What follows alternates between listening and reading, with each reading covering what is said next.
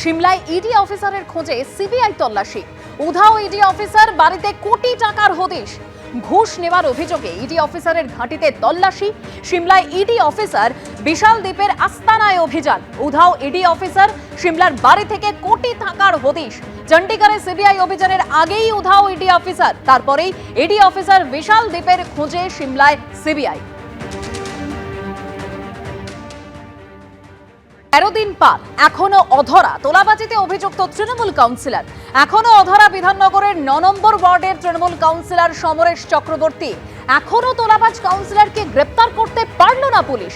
কতটা প্রভাবশালী সেটা আস্তে আস্তে প্রমাণ হচ্ছে। আক্রান্ত প্রমোটার তিনি আগেও অভিযোগ করেছিলেন এই বলে যে তৎকালীন আইসি তখন বলেছিলেন যে কাউন্সিলরের সঙ্গে পুরো ব্যাপারটা মিটমাট করে নিতে, এবং আক্রান্ত প্রমোটার তিনি বলেছিলেন যে তখনই বুঝতে পেরেছিলাম যে কতটা প্রভাবশালী এই তৃণমূল কাউন্সিলর, এবং তিনি এখনো অভিযোগ করছেন যে পুলিশের এত সময় লাগার কথা নয়। 30 তারিখের মধ্যে গ্রেপ্তারের আশ্বাস পুলিশের, তারপরেও যদি গ্রেপ্তার না হয় তাহলে হাইকোর্টে যাব, এরকমই মন্তব্য করেছেন আক্রান্ত প্রমোটার। শাসক কাউন্সিলর বলেই কি এত ছাড়? তাই কি 13 দিন পরেও পুলিশের নাগালের বাইরে? পুলিশ ধরছে না নাকি ধরতে চাইছে না? লোক দেখানো তল্লাশি নাকি সত্যি তৃণমূল কাউন্সিলরকে ধরার চেষ্টা করছে পুলিশ? এই একাধিক প্রশ্ন সামনে আসছে।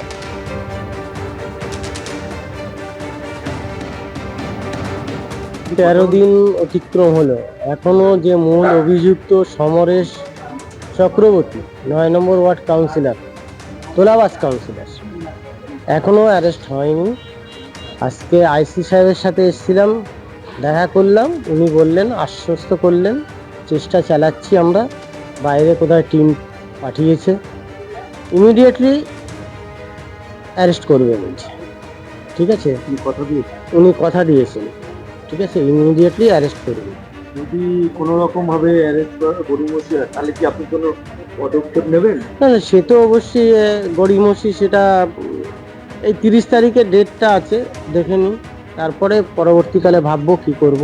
কোর্টের তো দ্বারস্থ হব, হাইকোর্টের দ্বারস্থ হব, ঠিক আছে। আপনি বলেছেন হ্যাঁ, সে তো হবই, আমি সেটা কোর্টের দ্বারস্থই হব, তাই ছাড়া তো আর কিছু নেই দেখছি। ঠিক আছে, থানায় কিছু কর্মসূচি এখনো সেগুলো ভাবিনি, তবে সেরকম কিছু ভাববো আমি, ঠিক আছে। সেটা যদি 30 তারিখ ডেটটা দেখে নিই, আর কতদিন লাগে অ্যারেস্ট করতে দেখে নিই, সেরকম কিছু হলে অবশ্যই আমি সেরকম কিছু কর্মসূচি রাখবো। এতদিন সময় লাগছিল? তো আমি তো আগেই বলেছিলাম, এ হচ্ছে প্রভাবশালী কাউন্সিলর, তোলাবাজ কাউন্সিলর, প্রভাবশালী, আর ঠিক সেটাই প্রমাণিত হচ্ছে আস্তে আস্তে, ঠিক আছে। আর নয়, পুলিশের এত টাইম লাগার কথা না। 9 নম্বর ওয়ার্ডের তৃণমূল কাউন্সিলর সমরেশ চক্রবর্তী 13 দিন পেরিয়ে গেছে, 13 দিন পরেও এখনো তাকে পুলিশ গ্রেপ্তার করতে পারছে না। আক্রান্ত প্রমোটার তিনি অভিযোগ করেছেন যে কতটা প্রভাবশালী সেটা আস্তে আস্তে প্রমাণ হচ্ছে, এবং তিনি আরো মন্তব্য করছেন যে পুলিশের এত সময় লাগার কথা নয়। 30 তারিখের মধ্যে গ্রেপ্তারের আশ্বাস দিয়েছে পুলিশ, কিন্তু তারপরও যদি গ্রেপ্তার না হয় তাহলে হাইকোর্টে যাব। আর এই গোটা ঘটনায় কুণাল ঘোষ তিনি কি বলছেন শোনাবো। পুলিশ সন্ধান করছে, এটার সঙ্গে রাজনীতির কোনো সম্পর্ক নেই। একজনের বিরুদ্ধে গুরুতর অভিযোগ আছে, তদন্তের স্বার্থে তাকে দরকার।